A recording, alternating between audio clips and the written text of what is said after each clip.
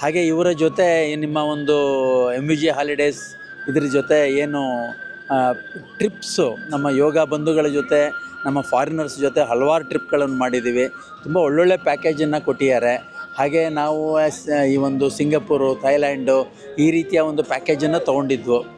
ತುಂಬ ಒಂದು financially economy ಅನ್ನೋದಕ್ಕಿಂತನೂ ಅವರ ಒಂದು ಹೋಲ್ ಟೀಮ್ ತೆಗೆದುಕೊಳ್ಳುವಂಥ ಕೇರ್ ಏನಿದೆ ಅದು ಖಂಡಿತ ಈ ಒಂದು ಹೋಮ್ಲಿ ಅಟ್ಮಾಸ್ಫಿಯರನ್ನು ಮತ್ತು ಮೈಂಡ್ ತುಂಬ ಕ್ಲಿಯರಾಗಿ ನಾವು ಟೂರನ್ನು ಎಂಜಾಯ್ ಮಾಡಲಿಕ್ಕೆ ಖಂಡಿತ ಅನುಕೂಲ ಆಗುತ್ತೆ.